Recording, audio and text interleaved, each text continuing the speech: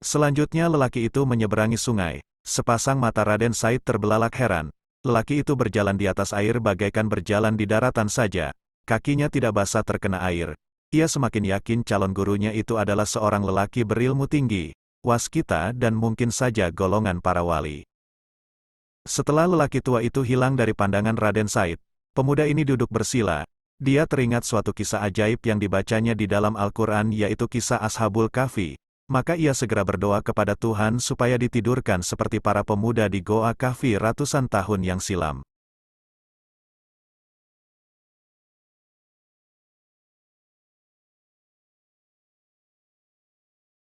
Assalamualaikum warahmatullahi wabarakatuh. Mari kita panjatkan puji dan syukur kehadirat Allah Subhanahu wa Ta'ala.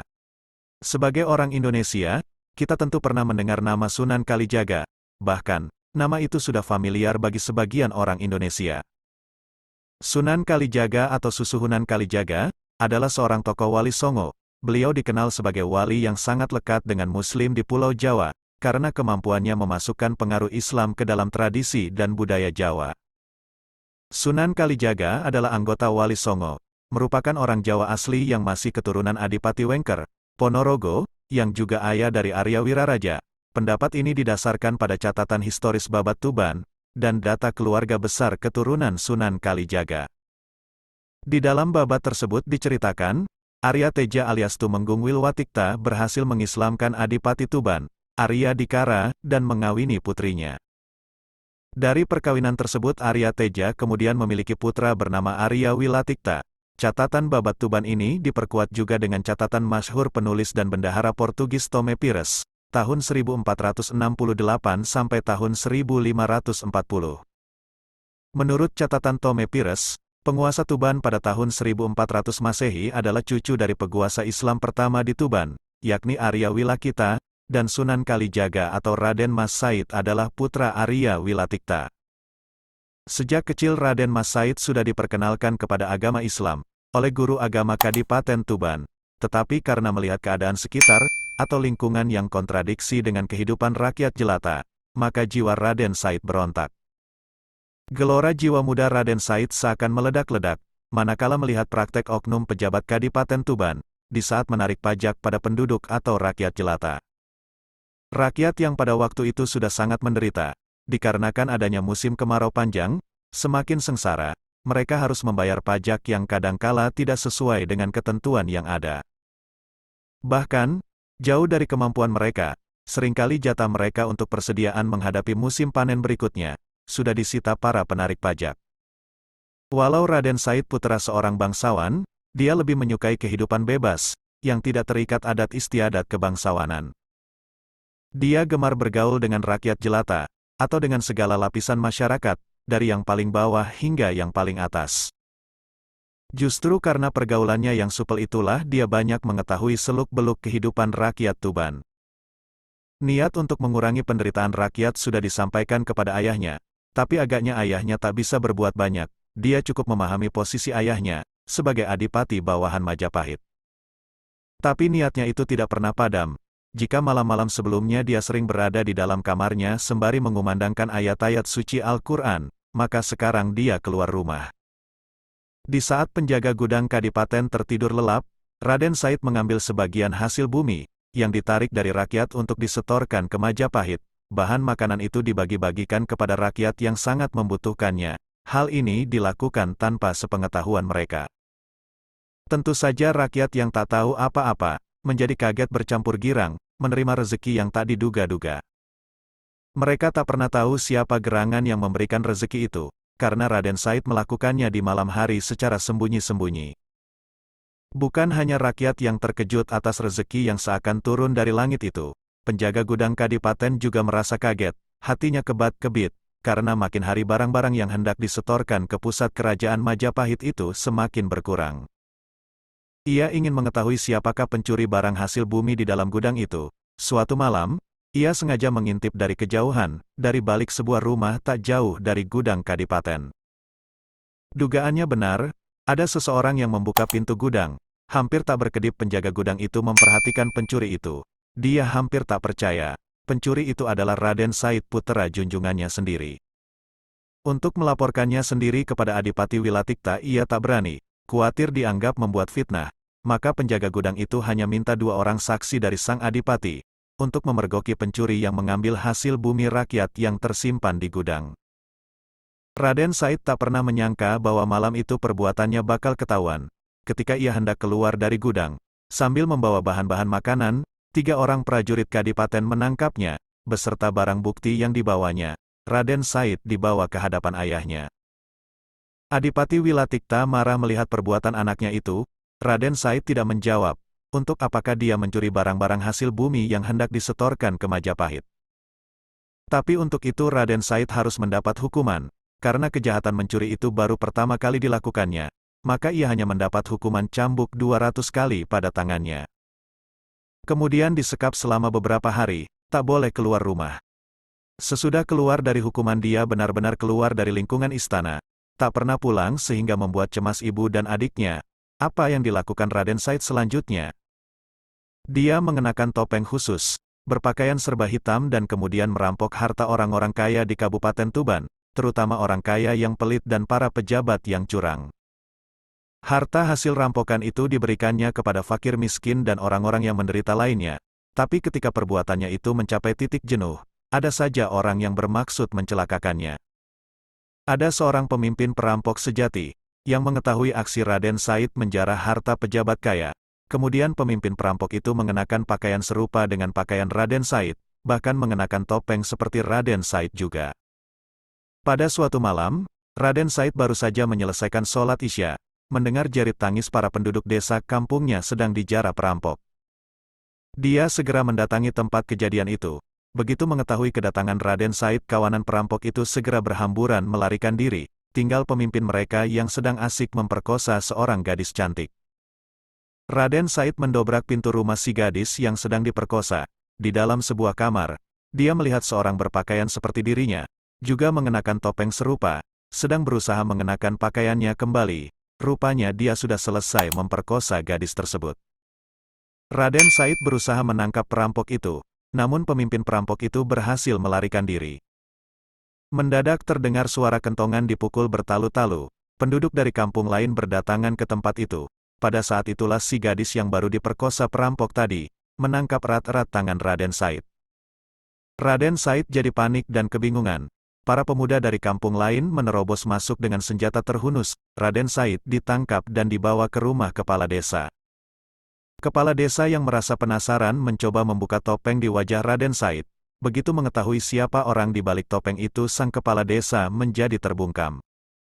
Sama sekali tak disangkanya bahwa perampok itu adalah putra junjungannya sendiri, yaitu Raden Said.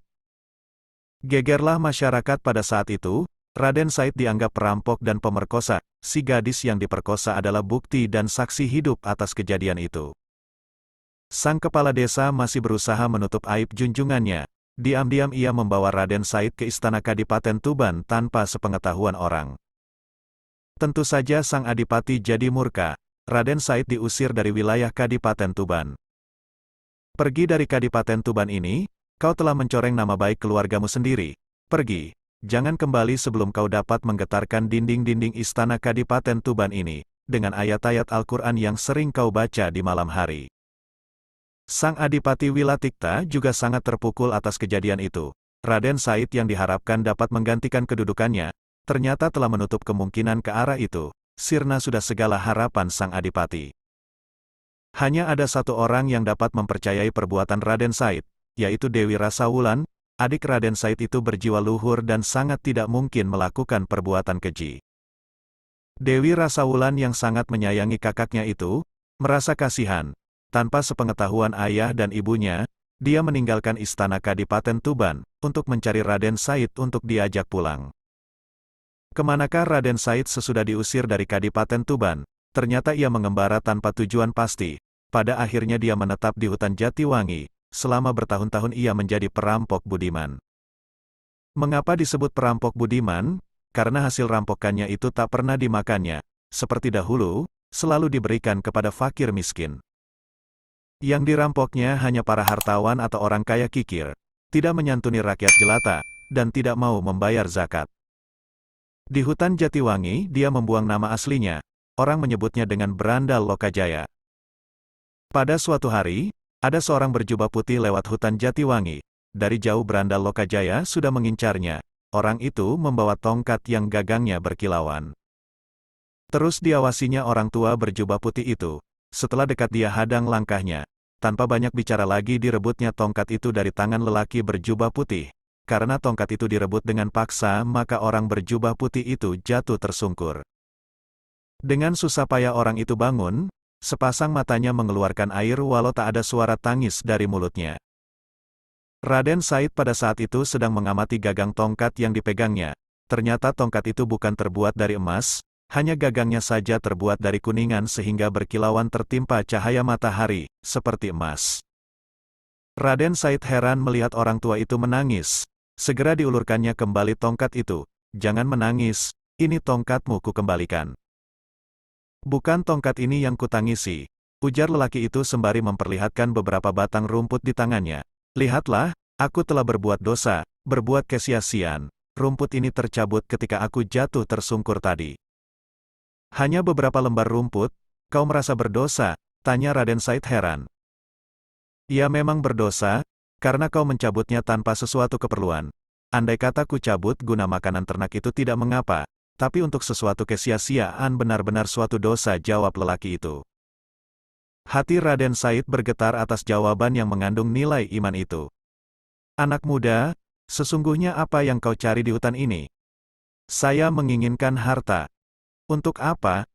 Saya berikan kepada fakir miskin dan penduduk yang menderita. Sungguh mulia hatimu, sayang, caramu mendapatkannya yang keliru. Orang tua, apa maksudmu? Boleh aku bertanya anak muda, desa orang tua itu. Jika kau mencuci pakaianmu yang kotor dengan air kencing, apakah tindakanmu itu benar? Sungguh perbuatan bodoh, sahut Raden Said, hanya menambah kotor dan bau pakaian saja. Lelaki itu tersenyum, demikianlah amal yang kau lakukan. Kau bersedekah dengan barang yang didapat secara haram atau mencuri itu, sama halnya dengan mencuci pakaian dengan air kencing. Raden Said tercekat. Lelaki itu melanjutkan ucapannya. Allah itu adalah zat yang baik, hanya menerima amal dari barang yang baik atau halal. Raden Said makin tercengang mendengar keterangan itu, rasa malu mulai menghujam lubuk hatinya, betapa keliru perbuatannya selama ini. Dipandangnya sekali lagi wajah lelaki tua itu, agung dan berwibawa namun mencerminkan pribadi yang welas asih, dia mulai suka dan tertarik dengan lelaki tua berjubah putih tersebut. Banyak hal yang terkait dengan usaha mengentaskan kemiskinan dan penderitaan rakyat pada saat ini. Kau tidak bisa merubahnya hanya dengan memberi bantuan makan dan uang kepada para penduduk miskin. Kau harus memperingatkan pada penguasa yang zalim, agar mau mengubah caranya memerintah yang sewenang-wenang. Kau juga harus dapat membimbing rakyat agar dapat meningkatkan taraf kehidupannya. Raden Said semakin terpana. Ucapan seperti itulah yang didambakannya selama ini. Kalau kau tak mau kerja keras dan hanya ingin beramal dengan cara yang mudah, maka ambillah itu. Itu barang halal, ambillah sesukamu. Berkata demikian lelaki itu menunjuk pada sebatang pohon aren. Seketika itu pohon berubah menjadi emas. Sepasang mata Raden Said terbelalak. Dia adalah seorang pemuda sakti dan banyak ragam pengalaman yang telah dikecapnya, berbagai ilmu yang aneh-aneh telah dipelajarinya. Dia mengira orang itu mempergunakan ilmu sihir. Kalau benar orang itu mengeluarkan ilmu sihir, ia pasti dapat mengatasinya. Tapi setelah mengerahkan ilmunya, pohon aren itu tetap berubah menjadi emas, berarti orang tua itu tidak menggunakan sihir. Ia benar-benar merasa heran dan penasaran, ilmu apakah yang telah dipergunakan orang tua itu sehingga mampu merubah pohon menjadi emas. Raden Said terdiam beberapa saat di tempatnya berdiri. Dia mencoba memanjat pohon aren itu, benar-benar berubah jadi emas seluruhnya. Ia ingin mengambil buah aren yang telah berubah menjadi emas berkilauan itu. Mendadak buah aren itu rontok, berjatuhan mengenai kepala Raden Said. Pemuda itu jatuh terjerembab ke tanah roboh dan pingsan. Ketika sadar, buah aren yang rontok itu telah berubah menjadi hijau seperti aren-aren yang lainnya. Raden Said bangkit berdiri, mencari orang tua berjubah putih tadi, tapi yang dicarinya sudah tidak ada di tempat. Ucapan orang tua tadi masih terngiang di telinganya, tentang beramal dengan barang haram yang disamakan dengan mencuci pakaian dengan air kencing. tentang berbagai hal yang terkait dengan upaya memberantas kemiskinan. Raden Said mengejar orang itu, segenap kemampuan dikerahkannya untuk berlari cepat. Akhirnya dia dapat melihat bayangan orang tua itu dari kejauhan. Sepertinya santai saja orang itu melangkahkan kakinya, tapi Raden Said tak pernah bisa menyusulnya. Jatuh bangun terseok-seok dan berlari lagi. Demikianlah setelah tenaganya habis terkuras dia baru bisa sampai di belakang lelaki berjubah putih itu. Lelaki berjubah putih itu berhenti, bukan karena kehadiran Raden Said, melainkan di depannya terbentang sungai yang cukup lebar. Tak ada jembatan dan sungai itu tampaknya sangat dalam. Dengan apa dia harus menyeberang? Tunggu, ucap Raden Said ketika melihat orang tua itu hendak melangkahkan kakinya lagi.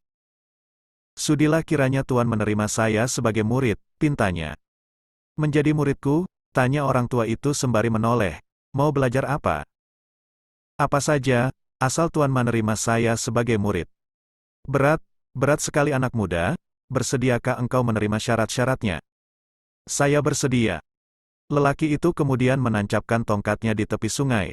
Raden Said diperintah menunggui tongkat itu, tak boleh beranjak dari tempat itu sebelum orang tua itu kembali menemuinya. Raden Said bersedia menerima syarat ujian itu. Selanjutnya lelaki itu menyeberangi sungai. Sepasang mata Raden Said terbelalak heran. Lelaki itu berjalan di atas air bagaikan berjalan di daratan saja.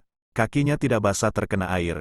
Ia semakin yakin calon gurunya itu adalah seorang lelaki berilmu tinggi, waskita dan mungkin saja golongan para wali. Setelah lelaki tua itu hilang dari pandangan Raden Said, pemuda ini duduk bersila. Dia teringat suatu kisah ajaib yang dibacanya di dalam Al-Quran, yaitu kisah Ashabul Kahfi. Maka ia segera berdoa kepada Tuhan supaya ditidurkan seperti para pemuda di Goa Kahfi ratusan tahun yang silam. Doanya dikabulkan, Raden Said tertidur dalam semedinya selama 3 tahun. Akar dan rerumputan telah merambati tubuhnya dan hampir menutupi sebagian besar anggota tubuhnya. Setelah 3 tahun lelaki berjubah putih itu datang menemui Raden Said, tapi Raden Said tak bisa dibangunkan. Barulah setelah mengumandangkan azan pemuda itu membuka sepasang matanya. Tubuh Raden Said dibersihkan, diberi pakaian baru yang bersih, kemudian dibawa ke Tuban. Mengapa dibawa ke Tuban? Karena lelaki berjubah putih itu adalah Sunan Bonang. Raden Said kemudian diberi pelajaran agama sesuai dengan tingkatannya, yaitu tingkat para waliullah. Di kemudian hari Raden Said terkenal dengan sebutan Sunan Kalijaga. Kalijaga artinya orang yang menjaga sungai, karena dia pernah bertapa di tepi sungai. Ada yang mengartikan Sunan Kalijaga adalah penjaga aliran kepercayaan yang hidup pada masa itu. Dijaga maksudnya supaya tidak membahayakan umat, melainkan diarahkan kepada ajaran Islam yang benar. Ada juga yang mengartikan legenda pertemuan Raden Said dengan Sunan Bonang hanya sekedar simbol saja. Kemanapun Sunan Bonang pergi selalu membawa tongkat atau pegangan hidup, itu artinya Sunan Bonang selalu membawa agama, membawa iman sebagai petunjuk jalan kehidupan. Raden Said kemudian disuruh menunggui tongkat atau agama di tepi sungai, itu artinya, Raden Said diperintah untuk terjun ke dalam kancah masyarakat Jawa, yang banyak mempunyai aliran kepercayaan, dan masih berpegang pada agama lama, yaitu Hindu dan Buddha. Sunan Bonang mampu berjalan di atas air sungai tanpa amblas ke dalam sungai, bahkan tidak terkena percikan air sungai. Itu artinya, Sunan Bonang dapat bergaul dengan masyarakat yang berbeda agama, tanpa kehilangan identitas agama yang dianut oleh Sunan Bonang sendiri, yaitu Islam. Setelah bertahun-tahun ditinggalkan kedua anaknya, Permaisuri Adipati Wilatikta seperti kehilangan gairah hidup. Terlebih setelah usaha Adipati Tuban menangkap para perampok yang mengacau Kadipaten Tuban membuahkan hasil, hati ibu Raden Said seketika terguncang.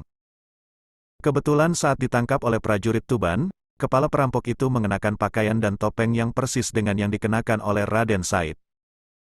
Rahasia yang selama ini tertutup rapat terbongkarlah sudah. Dari pengakuan perampok itu tahulah Adipati Tuban bahwa Raden Said tidak bersalah. Ibu Raden Said menangis sejadi-jadinya. Dia benar-benar telah menyesal mengusir anak yang sangat disayanginya itu. Sang ibu tak pernah tahu bahwa anak yang didambakannya itu bertahun-tahun kemudian sudah kembali ke Tuban. Hanya saja tidak langsung ke istana Kadipaten Tuban, melainkan ke tempat tinggal Sunan Bonang. Untuk mengobati kerinduan sang ibu, tidak jarang Raden Said mengerahkan ilmunya yang tinggi, yaitu membaca Quran jarak jauh lalu suaranya dikirim ke istana Tuban. Suara Raden Said yang merdu itu benar-benar menggetarkan dinding istana Kadipaten. bahkan mengguncangkan isi hati Adipati Tuban dan istrinya. Tapi Raden Said masih belum menampakkan dirinya, banyak tugas yang masih dikerjakannya, di antaranya menemukan adiknya kembali. Pada akhirnya, dia kembali bersama adiknya yaitu Dewi Rasaulan. Tak terkirakan betapa bahagianya Adipati Tuban dan istrinya, menerima kedatangan putra-puterinya yang sangat dicintainya itu. Bagaimanakah kelanjutan dari kisah ini? Insya Allah akan kami sambung dalam episode yang kedua. Salam hangat dari kami, wassalam.